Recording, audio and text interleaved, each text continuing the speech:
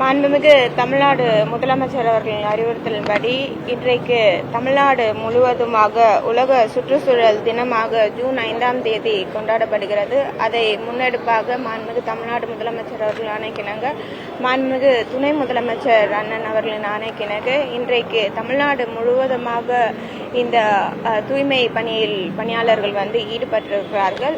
இதில் அதிகபட்சமாக கிட்டத்தட்ட அரசு அலுவலகங்களை சார்ந்த 1077 அரசு அலுவலகங்கள் இந்த தூய்மை பணிகளில் ஈடுபட்டு வருகிறார்கள். இன்றைக்கு சென்னை மாநகராட்சிக்குட்பட்ட நம்முடைய ரிப்பன் வளாகத்தில் கூட குப்பைகளை முற்றிலுமாக அகற்றும் பணியில் மாநகராட்சி பணியாளர்கள் ஈடுபட்டிருக்கிறார்கள்.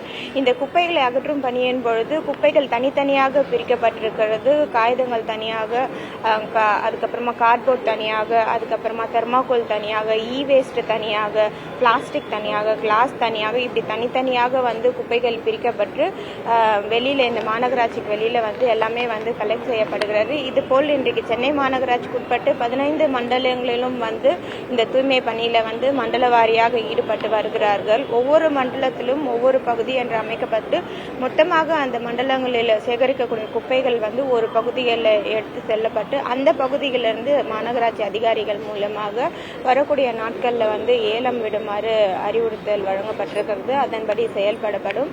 இன்றைக்கு மாநகராட்சி பார்த்தீங்கன்னா இந்த குப்பைகள் எல்லாமே சேகரிக்கப்படுகிறது. இதே போல தமிழ்நாடு செக்ரட்டரியேட்லயும் இந்த குப்பைகள் சேகரிக்கப்படுகிறது. தமிழ்நாடு முழுவதுமாக இன்று முற்றிலுமாக இப்பொழுது துவங்கப்பட்டு மாலை 3-4 மணி வரை இந்த தூய்மை பணிகள் நடைபெறும்.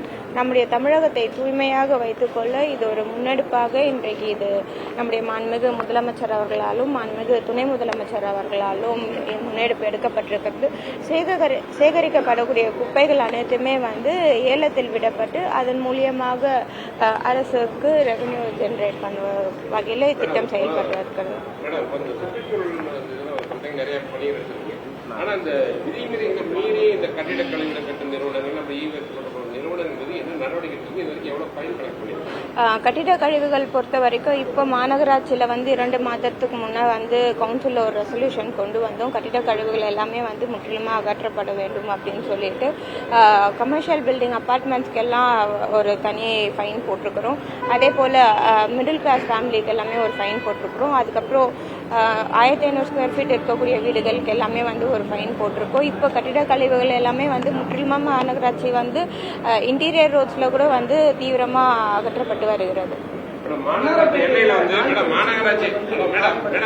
தொடர்ச்சியாக மாநகராட்சி சார்பில் நாய்களை கட்டுப்படுத்த போன்ற சம்பவம் தொடர்ச்சியாக அரங்கேறுகிறது.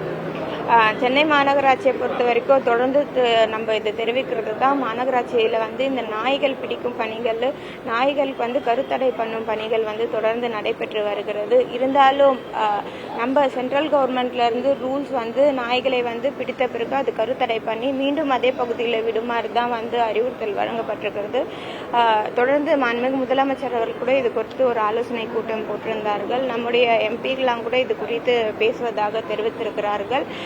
மாநகராட்சி சார்பாக இப்போ ஒவ்வொரு வீட்டில் வெளியில் இருக்கக்கூடிய செல்ல பிராணிகளுக்கும் சரி, தெருவில் இருக்கக்கூடிய நாய்களுக்கும் சரி அதற்கு சிப் பொருத்துமாறு தெரிவித்திருக்கிறோம். இந்த சிப் மூலியமா அது என்ன ஏஜ் கேட்டர் இருக்கு, வேக்சின் பண்ணியிருக்கா, ரேபிஸ்ல அஃபெக்ட் ஆயிருக்கா, இல்ல வீட்டில் வளர்த்த செல்ல பிராணியை வெளியில விட்டுட்டாங்களா அப்படின்ற ஒரு ஃபுல் டீட்டெயில் நம்ம மாநகராட்சி சார்பாக ஃபுல் அப்சர்வேஷன்ல வைக்குமாறு இந்த ஒரு முன்னெடுப்பு எடுத்திருக்கிறோம். மாநகராட்சி எல்லையில குறிப்பா மண்டலம் 2, மண்டலம் 3, 7, 14, 12 இந்த மாதிரியான ஏரியால வெளிப்பக்கம் இருந்து, அதாவது அதற்கு கட்டிடக்கழிவு ரோட்டாக தொடர்கதையாயிட்டு வருது. தடுக்கிறதுக்கு மாநகராட்சி சார்பில் என்ன நடவடிக்கை எடுத்துங்க? அதாவது கண்காணிப்பு கேமரா வச்சிருக்கீங்களா? இல்ல அந்த மாதிரி வெளியே போட்டவங்க நடவடிக்கை எடுத்துக்கீங்களா? நீங்க குறிப்பிட்ட மண்டலம் 1 மணலி, மாதாவரம், திருவட்டூர் இந்த மாதிரி பகுதிகள் எல்லாம் அதிக வேக்கன்ட் லேண்ட் இருக்கக்கூடிய பகுதிகள், தனியாருக்கு சொந்தமான நிலங்கள் அதிகமா இருக்கக்கூடிய சூழல் இருக்கு. அந்த மாதிரி பகுதிகளில் சில பேர் குப்பைகளை போடுறாங்க, கட்டிட கழிவுகளை போடுறாங்க. இப்போ மாநகராட்சி சார்பாக ஒவ்வொரு தனிநபருக்குமே அவங்களே ஒன்று ஷீட் அடிக்கணும், அவங்களோட லேண்ட் எவ்வளோ இருக்குன்னு வகைப்பாடு கண்டறிந்து அந்த லேண்ட் முழுவதுமாக ஷீட் அடிக்குமாறு அறிவுறுத்திருக்கோம். இல்லைன்னா மாநகராட்சி சார்பாக ஆக்ஷன் எடுக்கப்படும், ஃபைன் போடுமாறு நாங்கள் அறிவுறுத்திருக்கோம்.